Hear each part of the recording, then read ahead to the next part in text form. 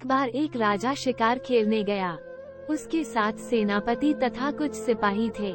शिकार करते समय थोड़ी असावधानी हो गई और राजा की एक उंगली कट गई।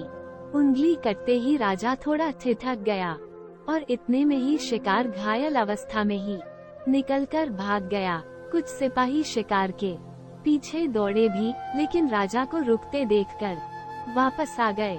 राजा ने कटी हुई उंगली पर कपड़ा लपेटा। सबने दुख प्रकट किया। सेनापति ने भी दिलासा बंधाई और अंत में कहा, ईश्वर जो कुछ करता है अच्छा ही करता है। एक तो शिकार निकल जाने का दुख था और दूसरा उंगली कट जाने का। इस पर सेनापति के इन शब्दों ने आग में घी डालने का काम किया। राजा की आंखों से गुस्सा बरस पड़ा। राजा बोला, मेरा हाथ लहूलुहान हो गया, तेज दर्द हो रहा है और तुम जले पर नमक छिड़क रहे हो।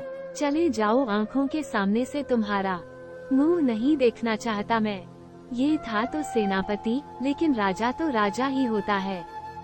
फिर भी सेनापति खुददार था। उससे अपना अपमान सहा नहीं गया। उसने घोड़े की लगाम को झटका दिया, बैठकर घोड़े के एड़ लगाई और दौड़ा दिया घोड़ा। दूसरे दिन जब दरबार लगा तो राजा ने सेनापति को बंदी बना लिया। बंदी गृह जाते समय भी सेनापति ने राजा से कहा, ईश्वर जो कुछ करता है अच्छा ही करता है। कुछ दिन बाद राजा दोबारा शिकार खेलने गया। घना जंगल था। जंगल में दूर जाकर शेर दिखाई दिया। राजा और उसके सिपाहियों ने उसका पीछा किया। व्यूह रचकर आगे बढ़ने लगे। किसी तरह शेर तो निकलकर भाग गया, लेकिन ये लोग पीछा करते करते तितर बितर होकर भटक गए। राजा भी जंगल से बाहर निकलने के लिए इधर उधर भटकता रहा। अंत में राजा को सामने से भीलों का झुंड आता दिखाई दिया। वे पूजा की बलि के लिए एक आदमी की तलाश में निकले थे। राजा स्वयं ही उनकी गिरफ्त में आ गया था। पास आते ही भीलों ने चारों ओर से राजा को घेर लिया। उनके हाथों में तीर, कमान, भाले और तलवारनुमा घूमे हुए तेज धार वाले हथियार, ये सबका निशाना राजा था। नीलों ने राजा के हथियार छीन लिए और पकड़कर से चले। कुछ देर चलकर एक खुले मैदान में पहुँचे। राजा ने देखा कि तमाम फूस और बांस लकड़ियों की झोपड़ियाँ बनी थीं। झोपड़ियों के बीच में एक चौड़ा मैदान था। मैदान में चबूतरे पर वेदी बनी हुई थी। पूजा हो रही थी। मैदान आदिवासियों से भरा था। राजा को लेकर ये लोग सीधे वेदी के पास पहुँचे। वेदी के पास ही तेज धार वाला हथियार लिए एक भील बैठा था। ये सब देखकर राजा समझ गया कि भील उसे बलि चढ़ाने के लिए वेदी पर लाए हैं।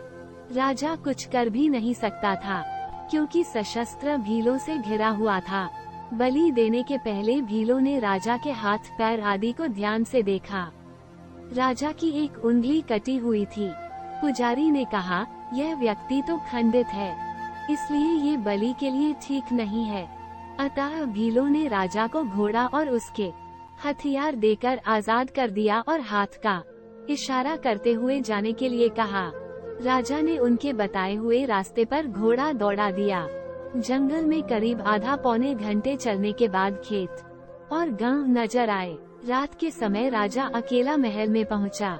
रात भर राजा को नींद नहीं आई। पूरी रात सेनापति का चेहरा उसके सामने जाता रहा और उसके कहे गए शब्द सुनाई पड़ते रहे।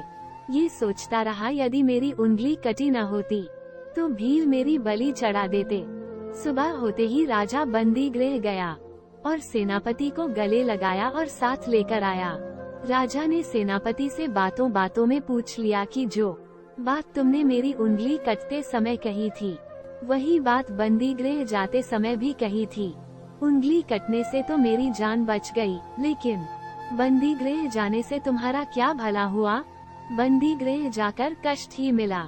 सेनापति बोला, नहीं राजन, युद्ध और शिकार में हमेशा मैं आपके साथ छाया की तरह साथ रहता आया हूँ। यदि कल मैं आपके साथ होता तो भीलों द्वारा मैं भी पकड़ा जाता और मेरी बलि चढ़ जाती, क्योंकि मैं कहीं से भी अंग भंग नहीं था, इसलिए मुझे बंदी गृह में डालना अच्छा रहा। राजा शर्मिंदा होते हुए बोला, तुम ठीक कहते हो, ईश्वर जो कुछ करता है अच्छा ही करता है।